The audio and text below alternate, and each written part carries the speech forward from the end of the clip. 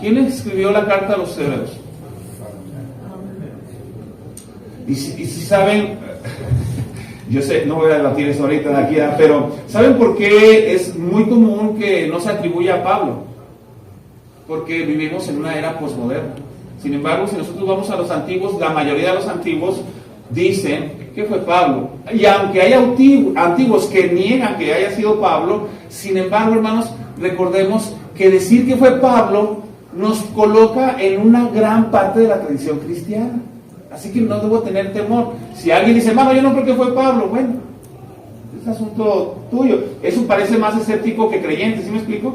Y aunque yo no estoy diciendo que no exista esa posibilidad, sin embargo, confesar algo nos coloca en esa gran tradición de la iglesia. ¿Me doy a entender? Ahora, cuando decimos, algunos piensan que fueron los mismos apóstoles, sucede lo mismo. ¿Quién hizo el credo de los apóstoles? Dicen, pues deben ser los apóstoles, pues sí es el credo, ¿verdad?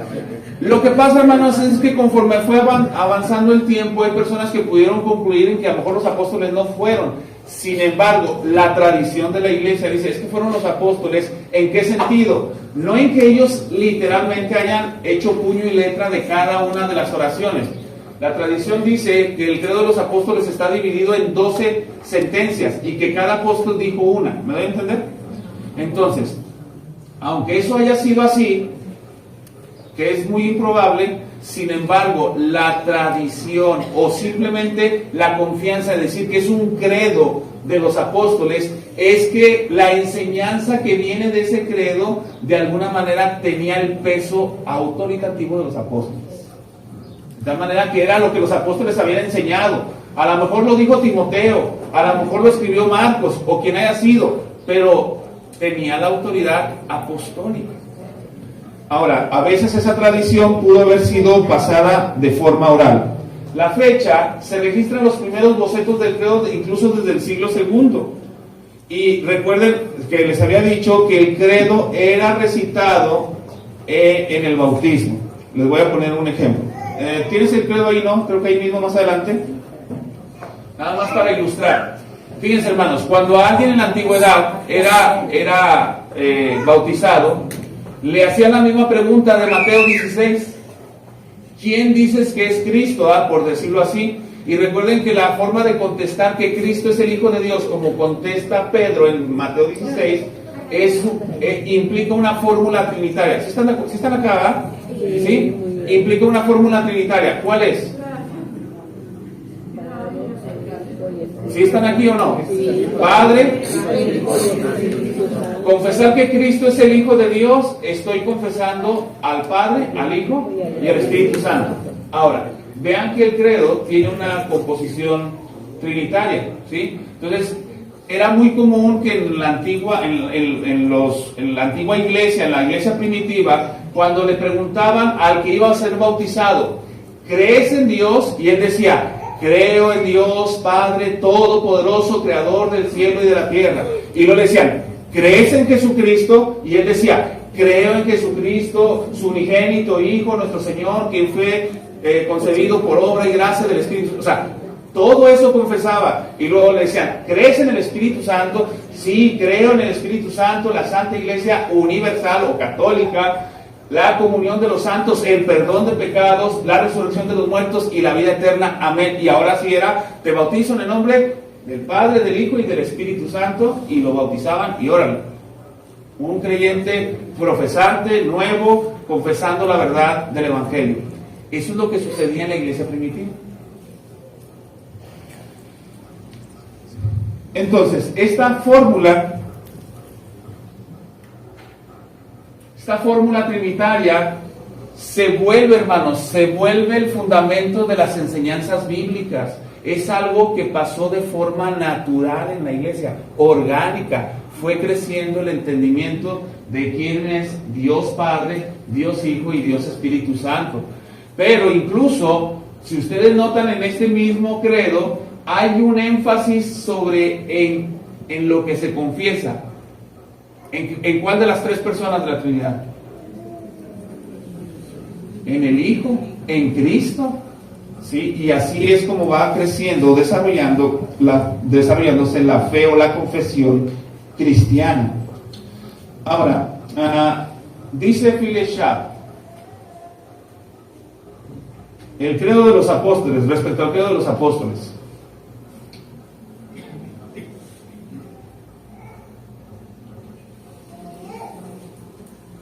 Dice, así como el Padre Nuestro es la oración de las oraciones, el decálogo, o sea, los 10 mandamientos, la ley de las leyes, así también el credo de los apóstoles es el credo de los credos. ¿Sí? Es la parte, o voy a llamarlo así, es el boceto, el bosquejo más de fe, de confesión de fe, más fundacional que existe en la iglesia, el credo de los apóstoles. Y esto me hace pensar, hermanos, en la necesidad que mínimamente debería tener un cristiano, alguien que se preocupa por llevar una vida delante de Dios, mínimo debería saber el credo de los apóstoles. ¿Cuántos mandamientos hay en la Biblia? Muchos. Pero mínimo deberíamos saber 10. ¿Cuántas oraciones hay en la Biblia? Muchas. Pero mínimo deberíamos saber el Padre Nuestro. Y no como un rezo, sino orar como realmente pide el Padre Nuestro. ¿Sí me explico? Entonces, el credo de los apóstoles es inteligible y edificante para un niño y fresco y rico para el erudito cristiano más profundo.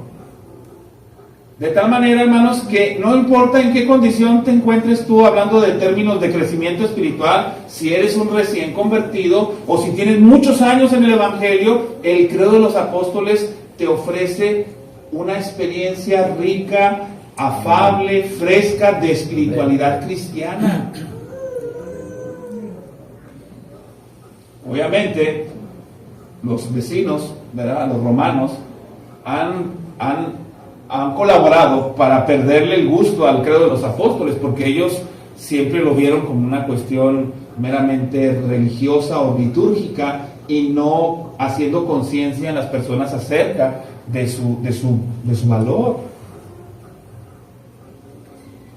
Tiene la fragancia de la antigüedad y el peso inestimable del consentimiento universal. Es un vínculo de unión entre todas las épocas y todos los sectores de la cristiandad.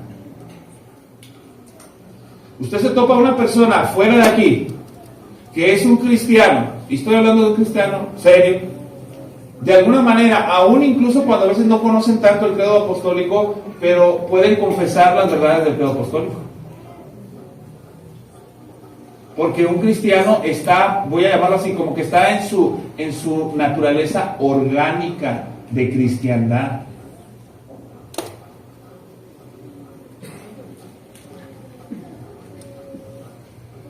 Entonces, ¿tienen alguna pregunta? Bueno, este es el credo. ¿Puede regresar un momento? Este credo, hermanos, la intención que tenemos es exponerlo, ¿sí? Más adelante, no lo voy a hacer ahorita. Es exponer estas frases, cada frase o cada uno de estos sectores del credo apostólico. No sé cuántas clases me lleve, Pastor David, Pastor Adrián, pero la idea es exponerlo completo.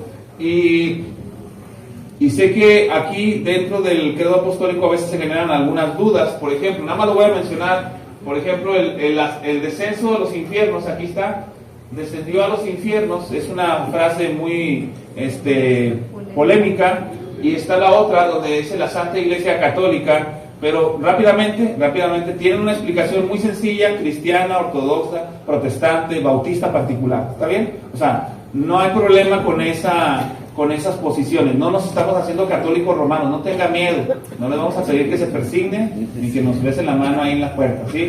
No va a suceder. Simplemente es una cuestión histórica y nosotros debemos tratarlo con debida madurez. ¿Está bien? Ok, el siguiente credo. ¿Tiene alguien alguna duda sobre el credo de los apóstoles? ¿No? Bueno, después de siempre las dudas, ahí va. Credo niceno, hermanos.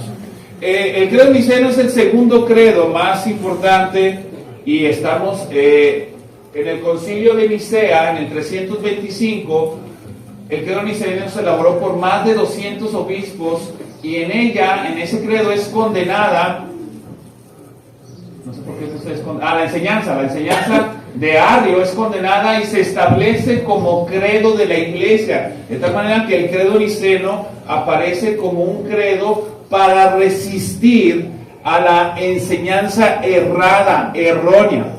Es algo aquí interesante. El credo de los apóstoles se va viendo como el credo introductorio a la fe cristiana. ¿Me doy a entender? ¿Por qué? Porque si se bautizaban, los que se iban a bautizar, confesaban el credo apostólico, esa es nuestra introducción a la iglesia. Pero el credo niceno, estando en la iglesia, se constituye como un credo que resiste a la falsa enseñanza. Es la primera defensa que se tiene contra las falsas enseñanzas.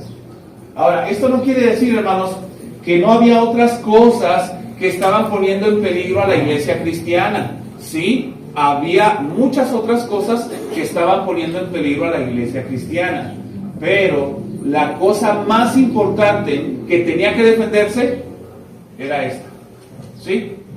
Ahora, la enseñanza especialmente defendida por Alejandro y Atanasio, ese credo es el credo niceno. Pero la pregunta es, ¿y cuál es esa enseñanza? ¿O qué es lo que dice el credo? Pero vamos primero a qué es el credo niceno. Bueno, es la respuesta universal que la iglesia dio ante la herejía arriana. O sea, ya de por sí el nombre está feo, ¿verdad? Arrio. Entonces es fácil recordar, digo que hay muy buenos hombres con nombres feos. Pero Arrio tenía el nombre y aparte la enseñanza era fea, sí, una enseñanza mala. La herejía arriana, usted acuérdese, Arrio, arriana, herejía, eso es lo que debe tratar de recordar. Ahora, ¿qué es la herejía arriana? Bueno, es la enseñanza de un obispo de Alejandría llamado Arrio, en el cual sostenía o enseñaba que el Hijo de Dios, Jesucristo, no tiene una preexistencia eterna, sino que solo es la primera creación de Dios el Padre. Para él, o sea, para Arrio, engendrado es igual a creado. El Hijo es una criatura. Y aquí, hermanos, es donde se pone interesante. ¿Ustedes creen en Cristo? Okay. ¿Los testigos de Jehová creen en Cristo? Sí, pero sí, también. ¿Los mormones creen en Cristo? Entonces somos unos con los testigos de Jehová y los mormones. ¿Los abrazamos como nuestros hermanos en la fe? ¿Por qué no? Es que Cristo dijo, ¿y quién decís vosotros que soy yo? ¿Y vosotros quién decís que soy yo? El texto de Mateo. La respuesta es la que va a determinar si somos hermanos o no. No solamente decir creer en Cristo, sino qué es lo que crees de Cristo. Es lo mismo que decíamos de la palabra de Dios. A ver, ¿los testigos de Jehová creen en la palabra de Dios? ¿Creen que la Biblia es la palabra de Dios? ¿Los mormones creen que la Biblia es la palabra de Dios? Sí. ¿Los musulmanes creen que la Biblia es la palabra de Dios? Sí, también. Pero, ¿creen lo mismo de nosotros? ¿Lo mismo que nosotros respecto a la palabra de Dios? Entonces, hermanos, la respuesta es vital. Qué terrible es, hermanos, que alguien pueda decir creer en Cristo, pero ver a Cristo como una criatura y no como Dios.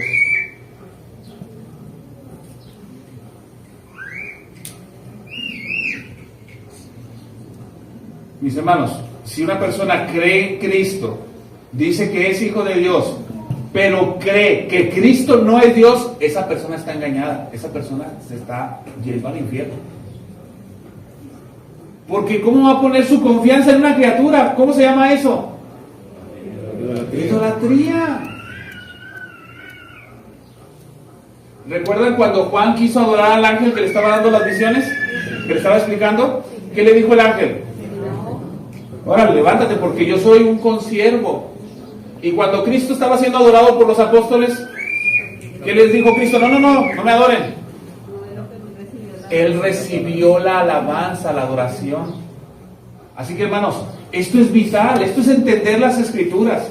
Sin embargo, hermanos, la iglesia empezó desde el siglo segundo, tercero y prácticamente en el cuarto, hermanos, empezó a sufrir porque había personas que decían que Cristo pues era un hombre, sí, muy bueno, pero era un hombre y ya, o era la primera criatura de Dios. Negaban su preexistencia eterna. Decían, sí preexiste en términos de la creación, porque antes de crear todo, Dios creó a su propio Hijo y luego ya ahora sí, a partir de ahí, ya creó la creación. Hermanos, eso es herético.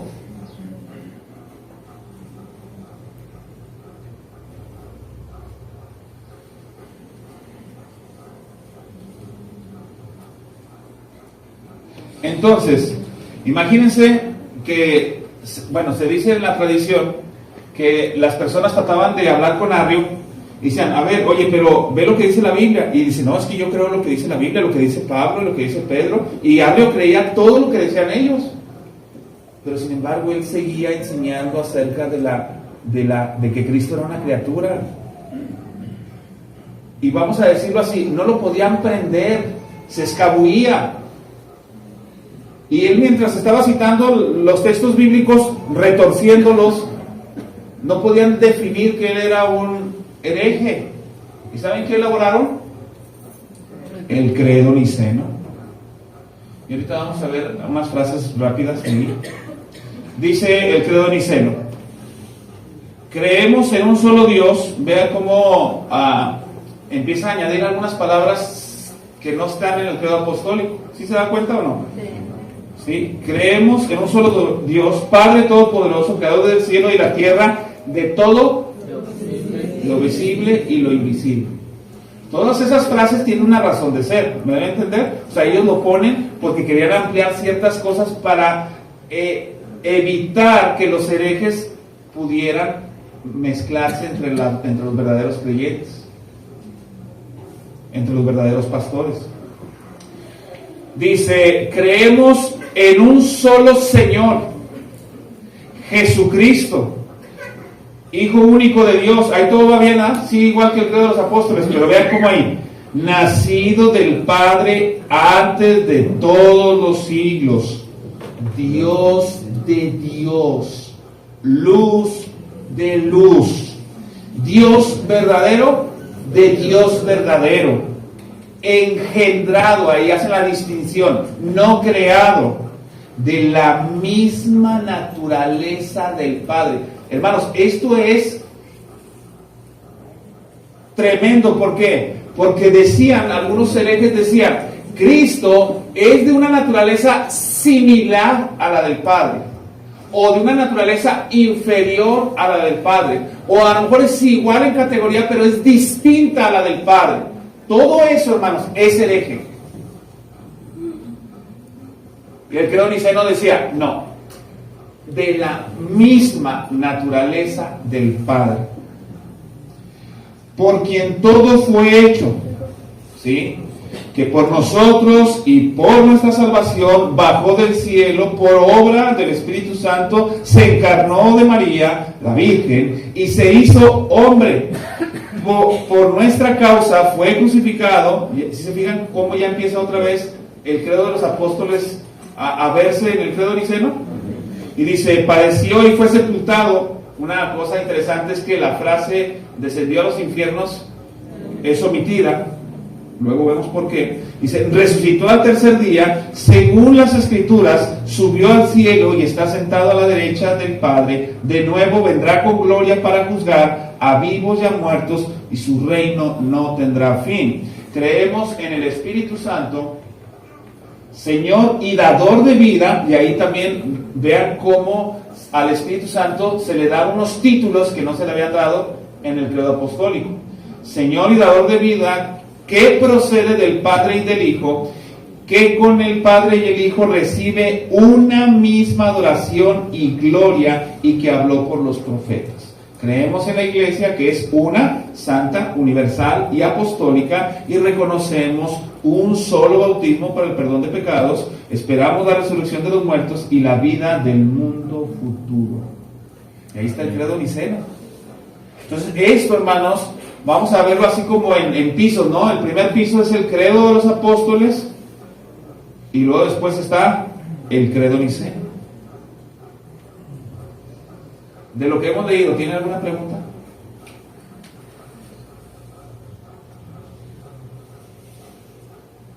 La pregunta sería, nosotros como una iglesia bautista reformada en el siglo, estamos en el 21, ¿verdad? Es que como yo nací en el siglo pasado, tenía ahorita eso. Ustedes también, muchos.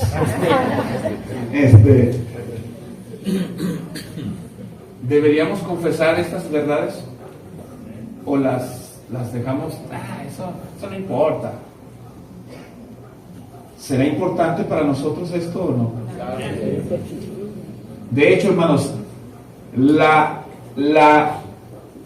falta de solidez en muchas tradiciones cristianas de la actualidad se debe al descuido de estos cimientos. La falta de solidez en la iglesia cristiana se debe al descuido de estos cimientos. La intención básica del credo es la afirmación de la plena deidad de Cristo, del Hijo, contra los arrianos. Y la clara implicación del credo es la verdadera unidad de Dios. ¿Cuántos dioses hay, hermanos? ¿El Padre, el Hijo y el Espíritu Santo? No, es un solo Dios, hay una unidad en Dios, pero que son tres personas.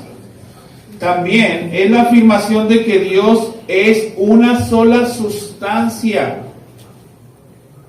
o esencia. Es que el Padre y el Hijo poseen igualmente esta sustancia o esencia, la comparten, pero no está dividida, sino ambos la tienen en su totalidad. Dice, hermano, es que eso no me cabe en la cabeza, y no va a caber, pero eso es lo que debemos creer.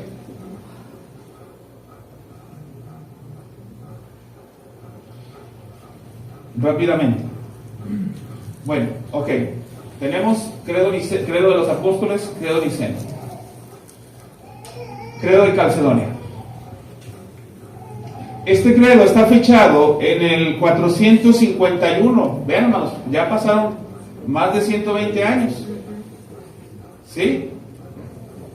De hecho, hay otros concilios, pero no necesariamente generan credos como tal, o al menos no como este. A veces hacen reformas. De hecho, el credo niceno en Constantinopla en el 380 y tantos, se le hacen algunas modificaciones. Ahora, dice, mientras que el primer concilio de Nicea había establecido la divinidad eterna y preexistente de Cristo, el símbolo del cuarto concilio, llamado también así ecuménico, se relaciona con el Logos encarnado. Vayan conmigo, hermanos, a Juan, capítulo 1, verso 14.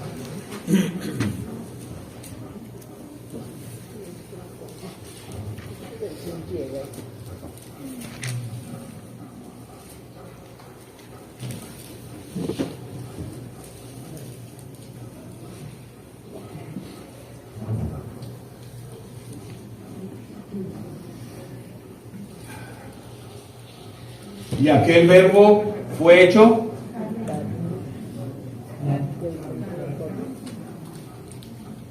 hermanos, esto es un misterio. Como el Logos preexistente, el Logos que existe antes de todos los siglos, fue hecho hombre. ¿Cómo?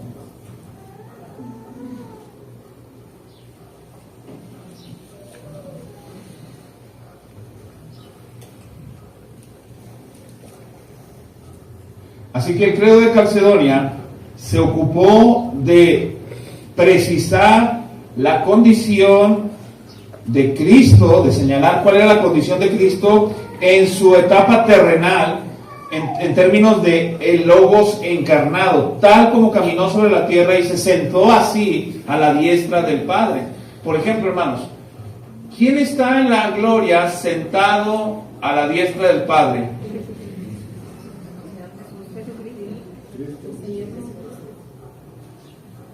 ¿La naturaleza humana de Cristo o la naturaleza divina?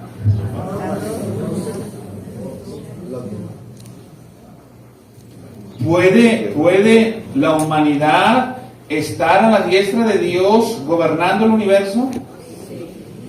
Pues sí, solo que esa humanidad es Cristo. Si eres Dios, sí. Solamente ese humano que sea Dios. Ahora, está dirigido contra errores de Nestorio y Eutiques. Miren, hermanos, esto está bien interesante.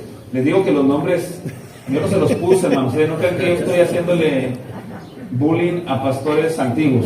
Así se llamaban, Nestorio y Eutiques. Ok, quienes estaban de acuerdo, vean esto, hermanos, estaban de acuerdo con el credo de Nicea, en oposición al arrianismo, pero colocaron la divinidad de Cristo en una relación falsa con su humanidad. O sea, ellos dijeron, sí, Cristo es el Hijo de Dios, Cristo es preexistente, pero a la hora de hablar acerca de cómo estaba encarnado, empezaron a errar. Empezaron a decir cosas que la Biblia no enseña, que se convierten en herejías. Veamos una de ellas. Bueno, de las dos, ¿verdad? ¿Qué es el nestorianismo? El nestorianismo son aquellos que dividieron tan estrictamente entre las naturalezas divina y humana de Jesús, que llegaron a la conclusión de que había dos personas diferentes en el Señor Jesús. Hermanos, eso es una herejía. A ver, hermano, a ver, yo sé que la mente empieza así como que, a ver, ¿cuántas naturalezas tiene Cristo? Dos, una humana y una divina. ¿Y cuántas personas son? Pero ¿puede una persona tener dos naturalezas? Solo Cristo. Él sí. Y el problema es que ellos, y ese es uno de los más grandes problemas siempre para tratar de acercarnos a entender quién es Dios, es que humanizamos a Dios, hermanos. Y le queremos aplicar nuestros términos a Dios de una manera absoluta, y eso no se puede.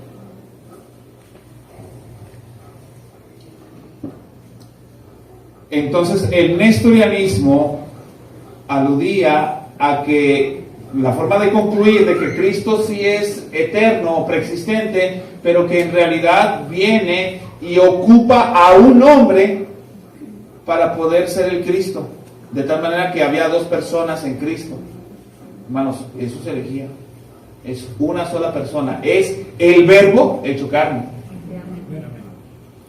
Pero el eutiquianismo, por eso nadie se aprende las herejías, ¿verdad?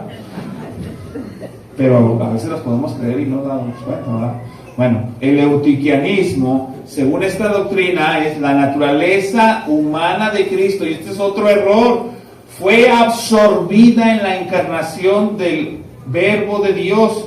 Indirectamente era una negación tanto de la naturaleza divina como de la humana de Jesús. Porque ese es el otro error. La gente dice, el Verbo eterno, el Logos, viene y se encarna, pero cuando se encarna lo absorbe, y ahora ya es una combinación entre Dios y hombre. Y eso es herejía, hermanos.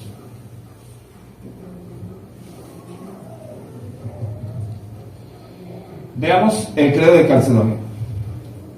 Y qué bueno que nomás traje hasta ahí. Bueno, también vamos a ver el credo de Atanasio, porque el credo de Atanasio es más largo, pero el credo de Calcedonia dice así: nosotros entonces, siguiendo a los santos padres, todos de común consentimiento, enseñamos a los hombres a confesar a uno y el mismo Hijo, nuestro Señor Jesucristo, el mismo perfecto en deidad y también perfecto en...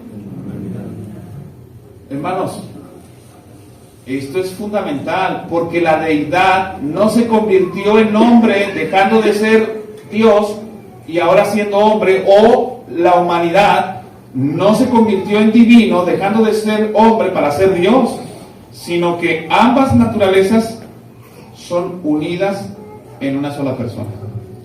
Dice, verdadero Dios y verdadero hombre, de cuerpo y alma racional. Y hermanos, esto pegó duro,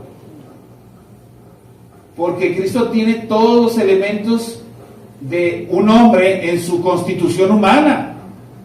Es decir, ojo con esto, hermanos, porque esto es muy probable que a veces pase por nuestra mente. ¿Dios es espíritu? ¿Y el Hijo de Dios es espíritu? Sí, porque es Dios, ¿verdad? Y luego cuando se encarna, no viene Él como espíritu para tomar un cuerpo en donde ahora Él ocupa el lugar del alma. Eso no es. No agarra el cuerpo como si fuera un saco.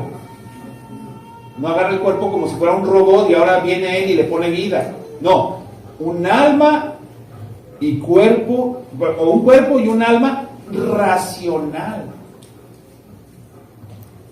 autoconsciente. Y sí es un misterio, hermanos, porque como el Hijo de Dios asume eso, es un misterio, pero asume un alma racional, un cuerpo. Pero no solo eso, dice cosustancial o coesencial con el Padre de acuerdo a la deidad, y cosustancial con nosotros de acuerdo a la humanidad, en todas las cosas como nosotros, pero sin pecado, engendrado desde el Padre antes de todas las edades de acuerdo a la deidad, pero ahora en los postreros días, para nosotros y para nuestra salvación, nacido de la Virgen María de acuerdo a la humanidad. Si notan cómo va en paralelo el credo prefijando los límites de nuestra fe.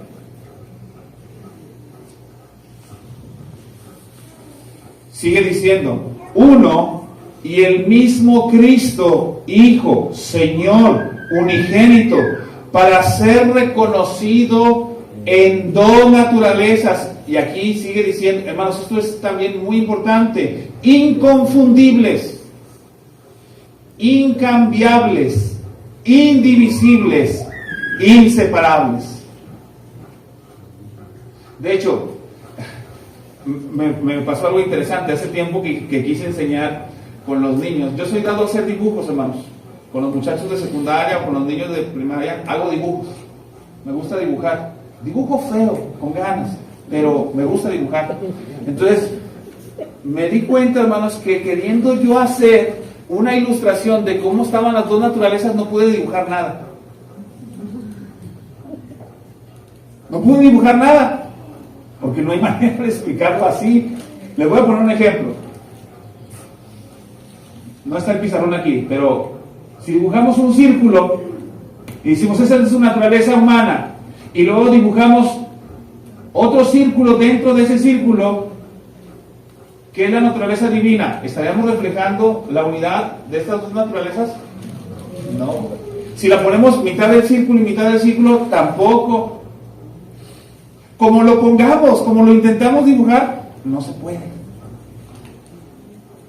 Y ese es donde está el misterio de la unión hipostática. Ahora, sigue diciendo, por ningún medio, ojo hermanos aquí, por ningún medio de distinción de naturalezas desaparece la unión. Por la unión, perdón, desaparece por la unión. ¿Cristo es Dios? ¿Cristo es hombre? Y si yo digo que Dios tuvo hambre, ¿la tuvo o no la tuvo?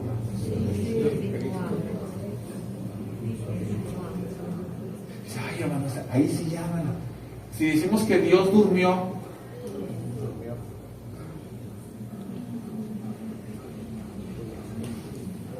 como algunos de nosotros.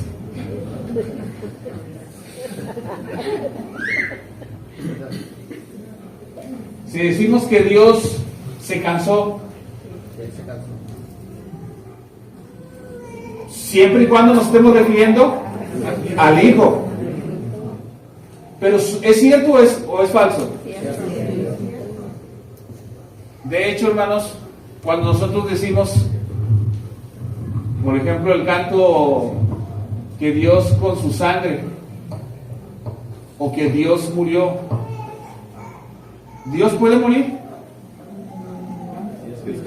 Si es Cristo, sí, porque su naturaleza humana está unida a la divina. Y cuando se dice algo de una,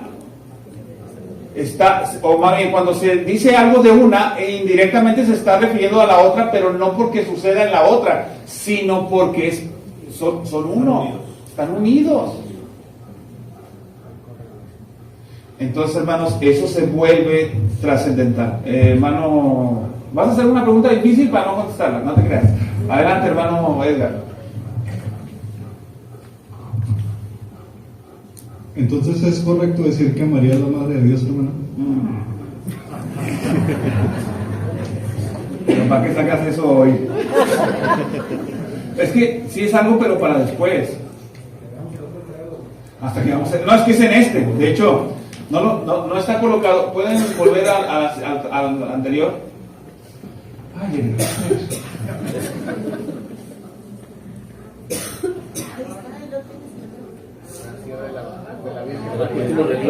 aquí está.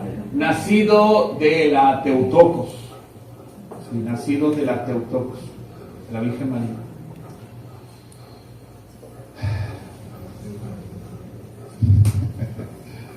Ya le respondo al hermano, todavía no. O luego, ¿no? Le respondo luego. De una vez, porque ya me sembró la duda. Miren, hermanos. Dice el credo, nacido de la Virgen María, de acuerdo a... Si nosotros decimos Madre de Dios,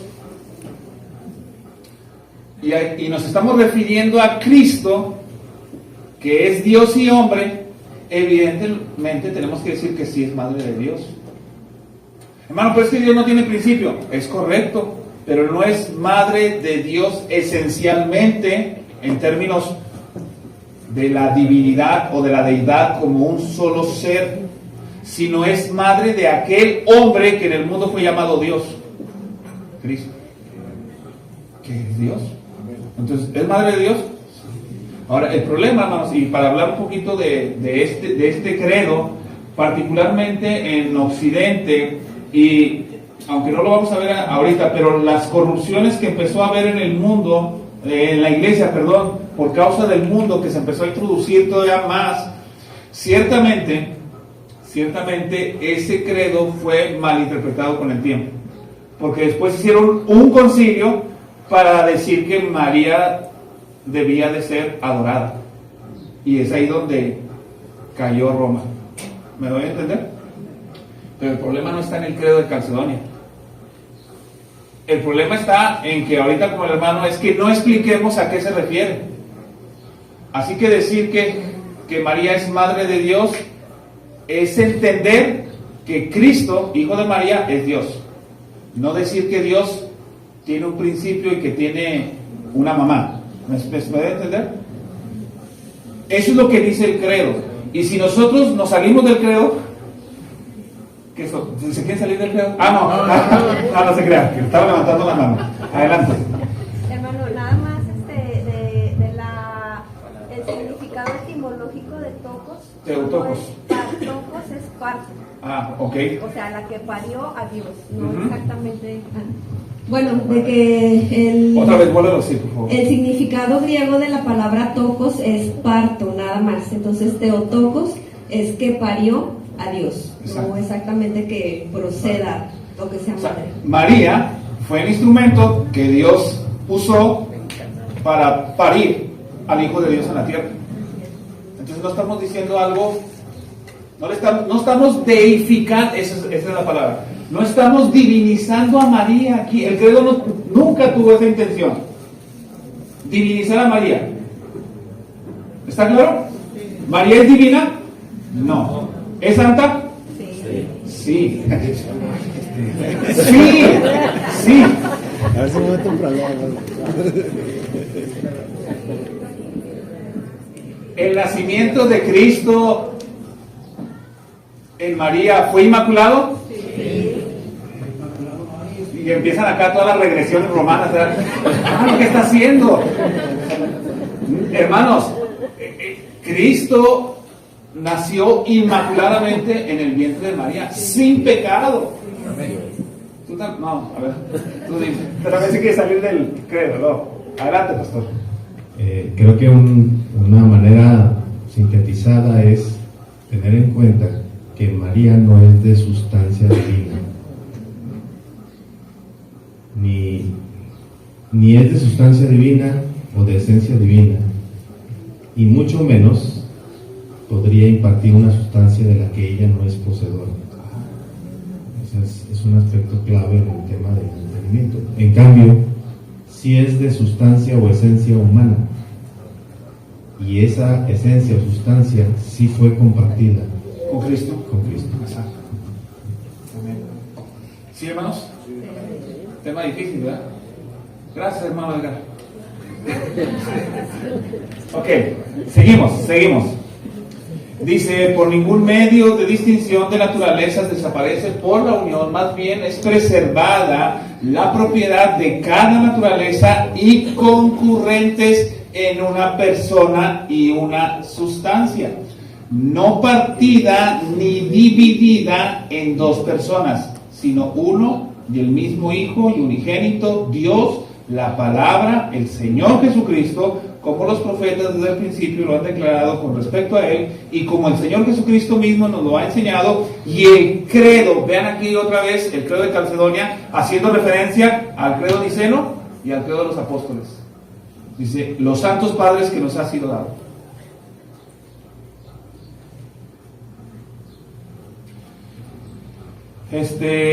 Llevo tiempo, es que ahora no me tomaron el tiempo.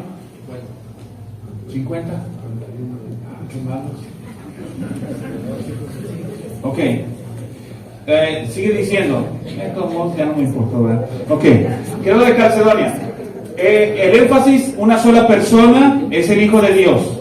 ¿Sí? No son dos personas. Es una sola persona con dos naturalezas. Las dos naturalezas son inconfundibles, incambiables, indivisibles, inseparables. Ningún medio de distinción de naturalezas desaparece por la unión. O sea, todo lo que se pueda distinguir de una naturaleza permanece intacto, aun y cuando fue unido a la humana. La concurrencia de ambas en una persona y una sustancia. Ok, rápidamente, hermano, ya para... Sí, hermano. ¿Podrías explicar a qué se refiere con los santos padres que nos ha sido? Aquí. ¿El credo de los santos padres? Sí. ¿A qué padres se refiere cuando dice y el credo de los santos padres que nos ha sido dado? ¿Quiénes son esos padres? Bueno, van a ser.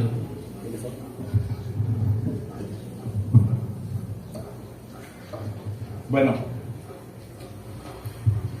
la historia de la iglesia, hermanos, en la historia de la iglesia se ha sostenido que los apóstoles, Cristo y los apóstoles son el fundamento, ¿sí? Cristo y los apóstoles son el fundamento de la fe cristiana.